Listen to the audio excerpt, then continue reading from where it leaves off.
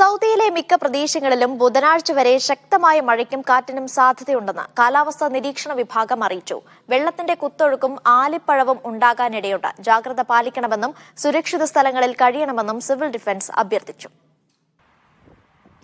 ബുധനാഴ്ച വരെ രാജ്യത്തിന്റെ മിക്ക പ്രദേശങ്ങളിലും മിതമായതോ കനത്തതോ ആയ മഴയും കാറ്റുമുണ്ടാകാൻ സാധ്യതയുണ്ടെന്നാണ് കാലാവസ്ഥാ നിരീക്ഷണ വിഭാഗം അറിയിക്കുന്നത്.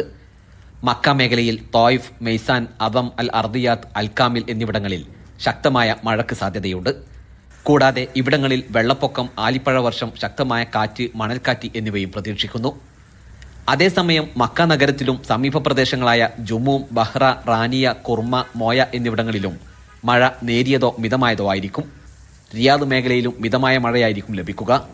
എന്നാൽ അഫീഫ്, ദവാത്മി, കൊവിയ, മജ്മ, അൽഖട്ട്, ഷക്ര, അസുൽഫി, താദിഖ്, ഖുറാത്ത്, വാദി ദവാസിർ എന്നിവിടങ്ങളിൽ വെള്ളപ്പൊക്കം, ആലിപ്പഴ വർഷം, ശക്തമായ പൊടിക്കാറ്റ് എന്നിവയ്ക്ക് സാധ്യതയുണ്ട്. കൂടാതെ ജിസാൻ, അസീർ, അൽബഹ മേഖലകളിൽ സാമാന്യം ശക്തമായ മഴയും മദീന, ഹായിൽ, ഖസീം എന്നീ പ്രദേശങ്ങളിൽ നേരിയതോ മിതമായതോ ആയ മഴയും ഉണ്ടാകാനിടയുണ്ട്. വെള്ളപ്പൊക്കത്തിന് സാധ്യതയുള്ള പ്രദേശങ്ങളിലേക്കും വെള്ളക്കെട്ടുകളിലേക്കും പോകരുതെന്നും സുരക്ഷിത സ്ഥലങ്ങളിൽ കഴിയണമെന്നും സിവിൽ ഡിഫൻസ് ജനങ്ങളോട് ആവശ്യപ്പെട്ടു. Media 1, Jeddah.